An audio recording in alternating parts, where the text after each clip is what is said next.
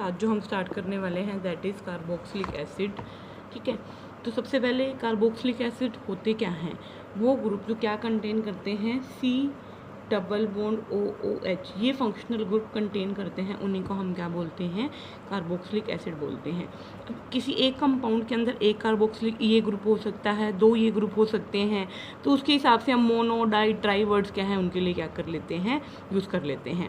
Plus ये alkyl system से भी अटैच हो सकते हैं, मतलब एक आर ग्रुप यहाँ पर अल्काइल भी हो सकता है और यहाँ ये आर ग्रुप जिससे ये अटैच हैं वो अराइल भी हो सकता है। ठीक है, नोमेनक्लेचर की अगर हम बात करें, जो हमारे कॉमन सिस्टम की अगर मैं बात करूं, तो जितने भी हमारे mono aliphatic mono carboxylic acid हैं उनको हम क्या है फैटी एसिड्स के नाम से भी जानते हैं।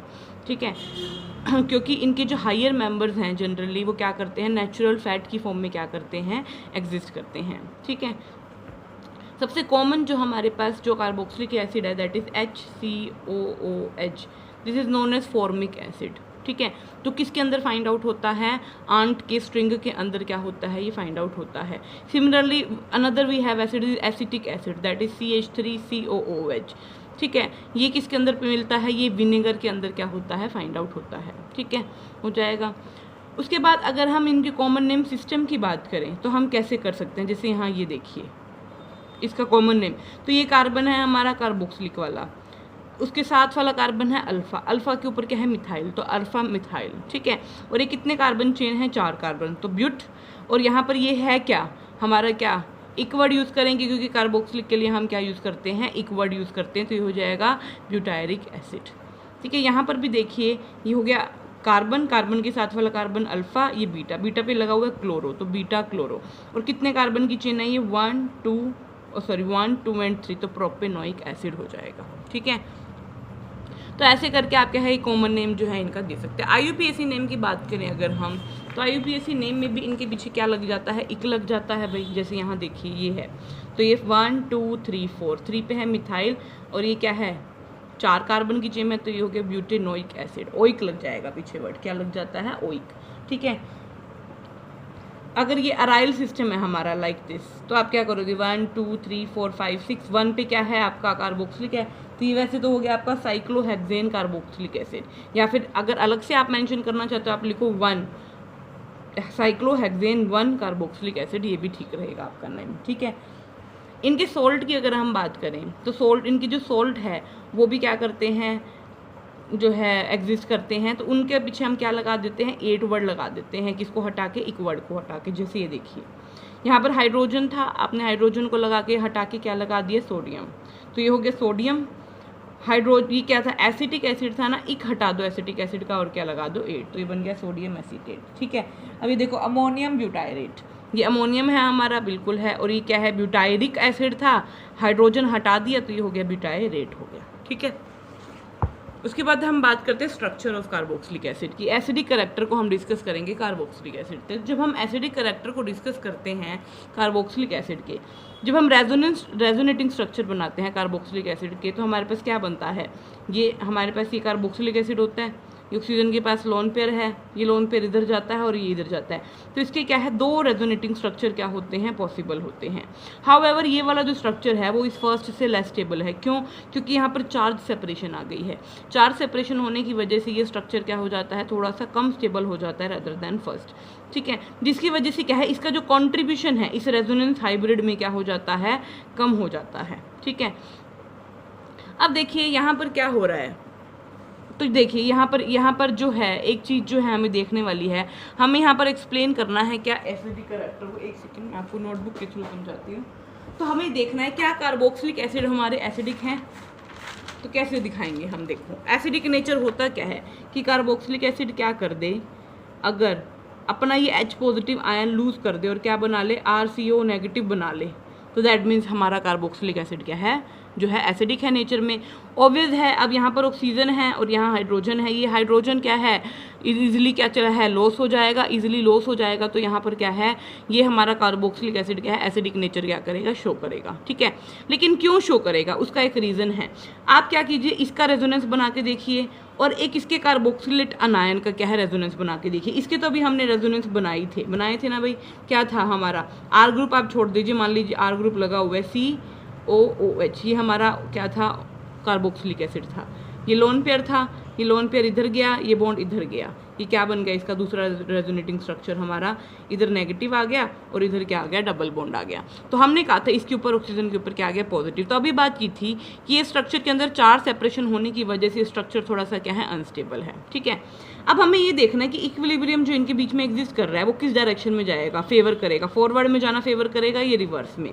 अब आप इसके CrCO नेगेटिव क्या बना के देखिए, रेजोनेटिंग स्ट्रक्चर बना के देख लिए, बनाइए RCOO नेगेटिव, RCO, ये था हमारा O नेगेटिव, और O नेगेटिव के पास क्या है, लोन पेयर। ठीक है, अब क्या होगा, ये नेगेटिव इधर जाएगा और ये क्या चला जाएगा, इधर बॉन्ड शिफ्ट हो जाएगा। तो इस कार्बोक्सिलेट अनायन के हमारे रेजोनेटिंग स्ट्रक्चर पहला तो ये हो गया, सेकंड क्या बनेगा, सेकंड बनेगा RCO डबल बॉन्ड O, यहाँ पर क्या आ गया, अब नेगेटिव आ गया।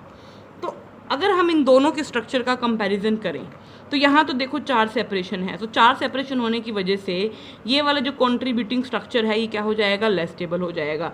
लेकिन जब हमने कार्बोक्सिलेट अनायन के रेजोनेटिंग स्ट्रक्चर बनाए तो वहाँ पर क्या है, देयर इज़ नो 4 सेपरेशन, कोई भी 4 सेपरेशन नहीं हो रही है। इसका मतलब क्या है, as compare to the carboxylic acid resonating structure, carboxylate anion के रेजोनेटिंग स्ट्रक्चर क्या है, ज़्यादा स्टेबल हैं। और जितने ज़्यादा स्टेबल हमारे रेजोनेटिंग स्ट्रक्चर बनेंगे उतना ही स्टेबल हमारा क्या हो जाएगा, अनायन हो जाएगा, जिसकी वजह से ये वाला जो ये इक्विलिब्रियम है ये किस डायरेक्शन में प्रोसीड करना ज़्यादा फेवर करेगा, फॉरवर्ड डायरेक्शन में, ताकि वो क्या करे, जल्दी से RCOH में किस में कन्वर्ट हो जाए, जो है कार्बोक्सिलेट अनायन में क्या है, कन्वर्ट हो जाए, जो क्या है ज़्यादा स्टेबल है, किससे भाई, हमारे कार्बोक्सिलिक एसिड से। इसीलिए क्या है, कार्बोक्सिलिक एसिड क्या करते हैं, हाई एसिडिक नेचर जो क्या करते हैं, शो करते हैं। क्यों, क्योंकि ये क्या है, जल्दी से फॉरवर्ड डायरेक्शन में शिफ्ट होना चाहते हैं, अपने H पॉजिटिव आयन को लूज करके क्या है, एक स्टेबल आयन बनाना चाहते हैं, जिसकी वजह से क्या है, जितने भी कार्बोक्सिलिक एसिड होते हैं वो जनरली क्या होते हैं, हाईली एसिडिक होते हैं, नेचर में क्या होते हैं, हाईली एसिडिक, क्योंकि जल्दी से अपना H पॉजिटिव आयन क्या कर देते हैं,